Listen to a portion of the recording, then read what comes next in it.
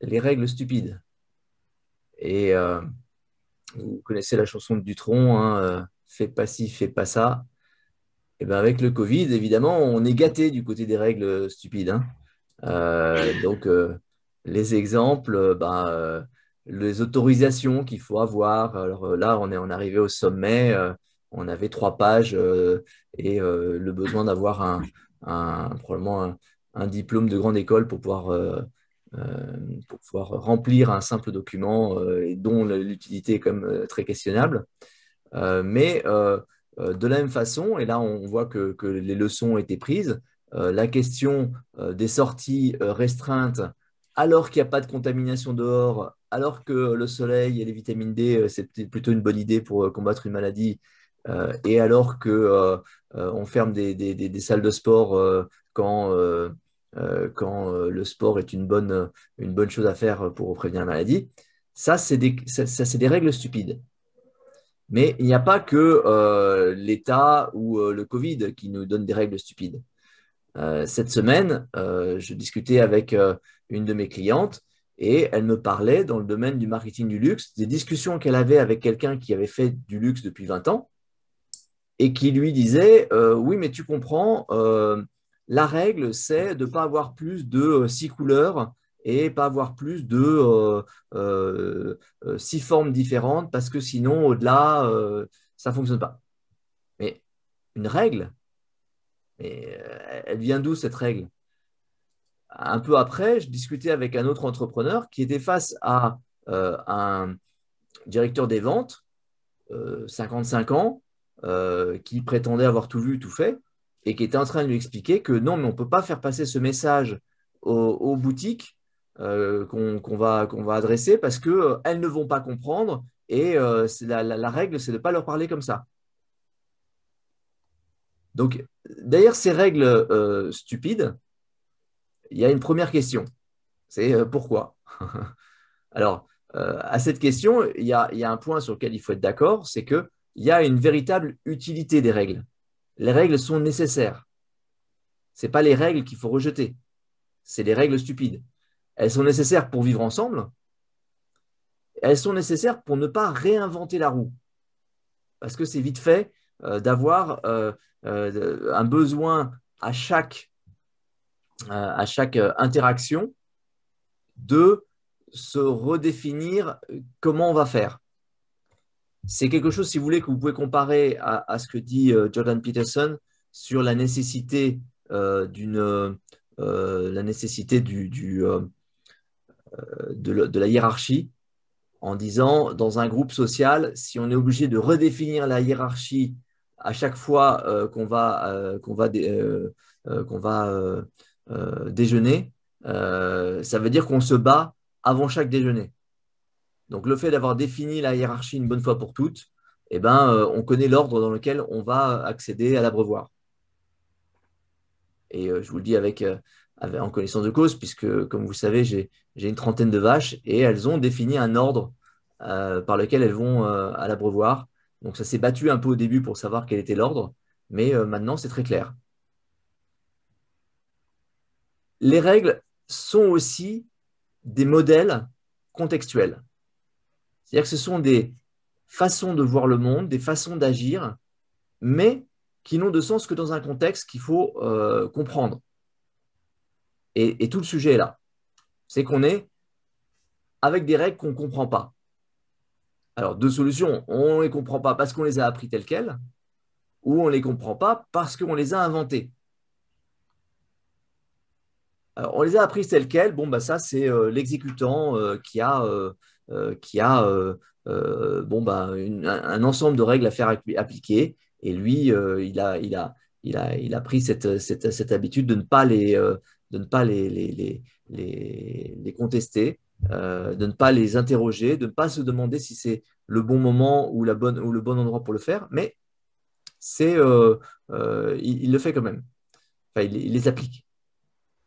Parce qu'on les a inventés, eh bien, ce que ça peut révéler, c'est une mauvaise méthodologie ou une mauvaise motivation. Une mauvaise méthodologie, bon, j'ai fait une règle et je ne suis pas allé regarder toutes les conséquences qu'elle avait et je n'ai pas me suis pas interrogé avant sur le problème que je voulais résoudre et son origine. Mauvaise motivation, ben, il y a des gens qui sont tout contents de pouvoir dire que la règle, c'est moi qui l'ai faite. Et puis, d'aller très vite parce que finalement, c'est notre motivation. Euh, je suis pragmatique, vite, je réponds au problème. Donc, j'ai mis un sparadrap et pourquoi est-ce que vous m'embêtez? Ben, parce que le sparadrap peut causer un problème plus grave. Alors, évidemment, là-dedans, on a le principe de Peters. Donc, pour ceux qui ne connaissent pas le principe de Peters, c'est de dire que dans une organisation, on a tendance à être promu jusqu'au moment où on arrive à son maximum de capacité. Mais en général, le jusqu'au moment, c'est on a pris un poste pour lequel on est en limite de capacité et on va nous laisser à ce poste-là alors qu'on n'est plus dans notre capacité. On a dépassé la limite. Donc, on a des décideurs qui sont au-delà de leur capacité. Souvent, des exécutants qui sont devenus des décideurs. Alors, ce que ça met en cause, ça, c'est la question de l'enseignement. Alors, je vais encore devoir vous citer Dan Pink, mais comme auteur, moi, je suis toujours fasciné par les auteurs qui arrivent à sortir plusieurs fois de suite des choses différentes et pertinentes. Un des premiers livres de Dan Pink s'appelle A Whole New Mind, et c'est un livre qui dit, dans l'enseignement, on nous apprend à mémoriser et à calculer. Pourquoi? Parce que c'est ce qui est mesurable. Si on demande à des enfants, si on veut leur apprendre quelque chose, on se dit après, il faut qu'on puisse faire une évaluation. Donc, on va leur apprendre des choses évaluables, des choses qui passent en QCM. Or, mémoriser et calculer, c'est exactement ce que les ordinateurs savent faire mieux que nous. Et donc, dans son livre, il dit, en fait, normalement, on devrait faire un autre type de formation qui laisse la place aux storytellers, aux inventeurs, aux artistes, puisque c'est eux qui qui sont nécessaires dans un monde informatisé, dans un monde où l'ordinateur l'automatisation prend une plus grande place. Donc ça, c'est la question de l'enseignement pour les gens qui sont des exécutants qu'on transforme en décideurs. C'est est-ce qu'on les a bien formés? Et il y a un autre sujet qui est la capacité. Est-ce qu'ils ont la capacité? Donc, ce qu'on évoquait avec le principe de Peters, ça, c'est une représentation du QI. Le QI, c'est l'ensemble de la population qu'on mesure. On centre ça sur la moyenne de la population à 100. Et vous voyez que 64% de la population se retrouve à 15 d'écart type, c'est-à-dire entre 85 et 115 de QI.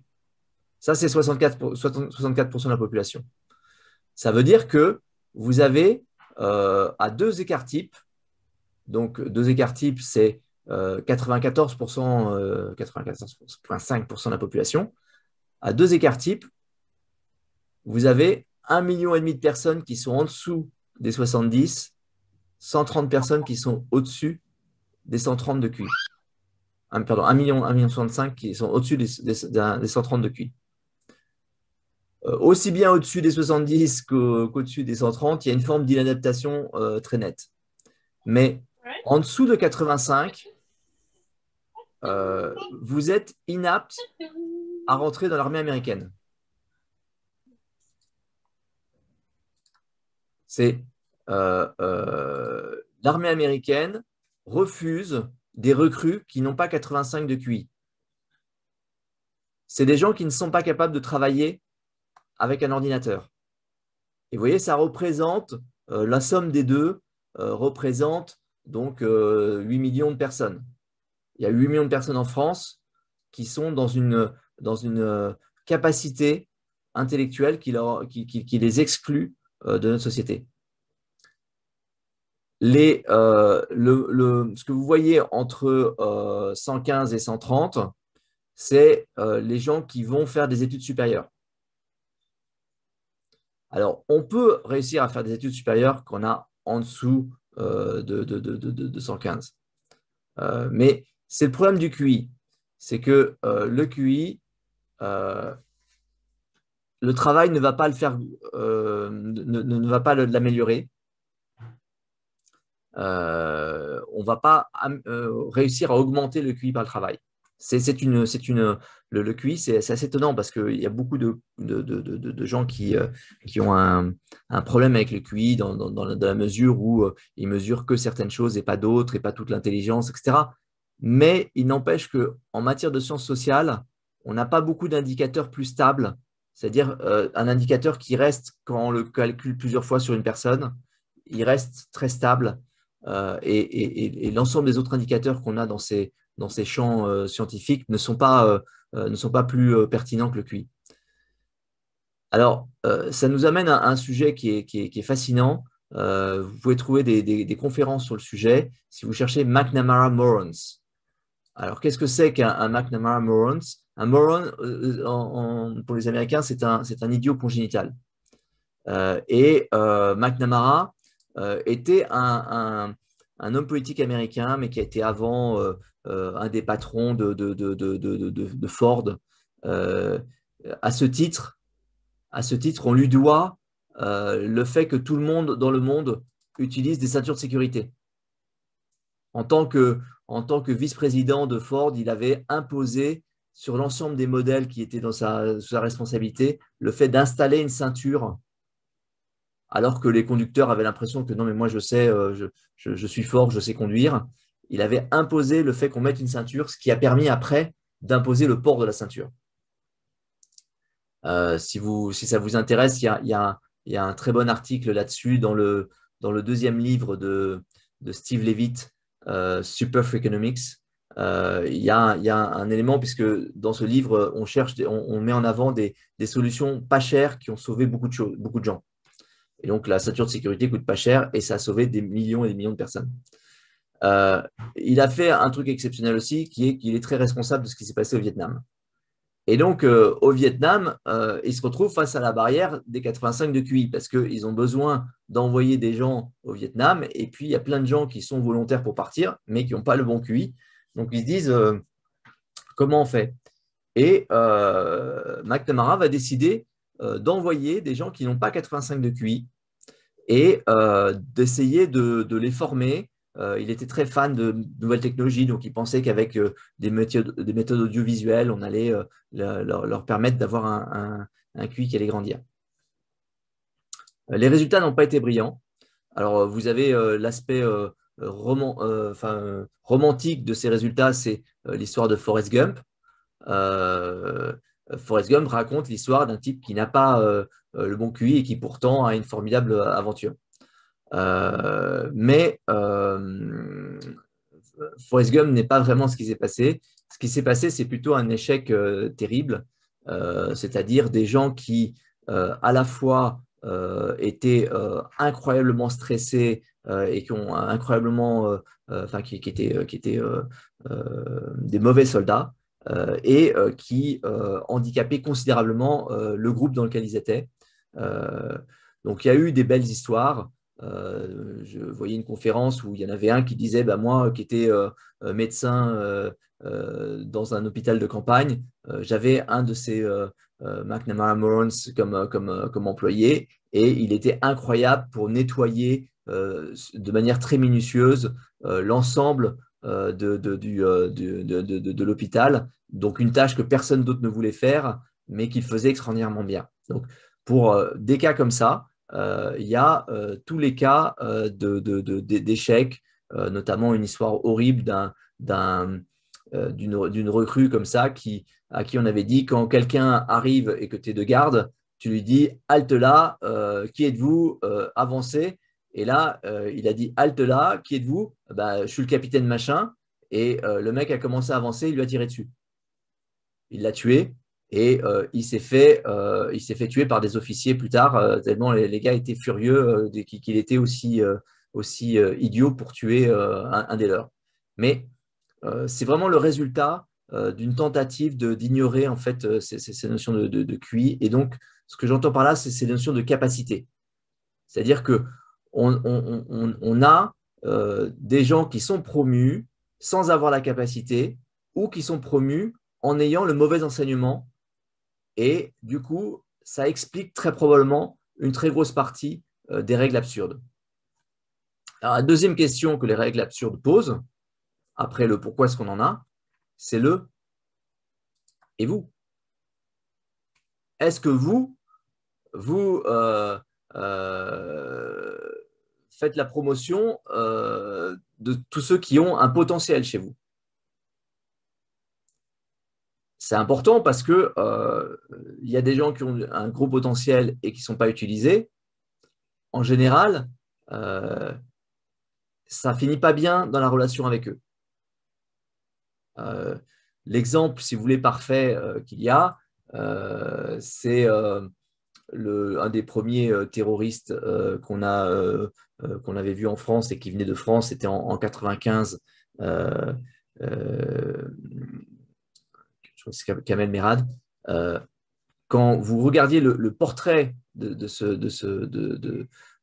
personnage, c'est quelqu'un qui était qualifié comme très intelligent, qui avait des bonnes notes à l'école jusqu'à arriver en quatrième. Et là, il avait sombré. Et très probablement par non-reconnaissance de son potentiel. Jusqu'à se retrouver en prison, pris en charge par des extrémistes qui, eux, ont bien compris son potentiel et l'ont mis à leur service. Donc, il y a derrière cette notion de potentiel non utilisé un risque d'avoir des gens qui utilisent leur potentiel contre vous. Et la deuxième question que je vais vous poser, c'est est-ce que vous faites un entraînement sérieux pour ceux que vous promouvez? Est-ce que vous leur donnez les outils? Est-ce que vous leur donnez des moyens? Est-ce que vous leur mettez un mentoring suffisant pour que, au lieu de pondre des règles, ils comprennent des problèmes et ils vous permettent d'être une organisation efficiente? Alors, en conclusion, je voudrais que vous considériez les règles absurdes comme des signaux. C'est-à-dire que on peut effectivement être irrité par la règle absurde, et on doit, mais si on ne comprend pas qu'elle vient d'une défaillance du système, on risque de s'emporter contre les gens qui ne sont finalement que le résultat d'un système.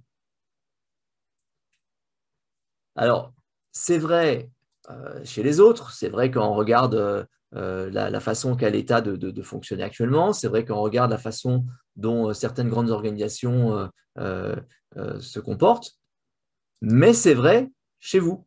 Et là, chez vous, vous avez quand même plus de moyens pour agir. Donc, ma recommandation, c'est d'aller à la source du problème.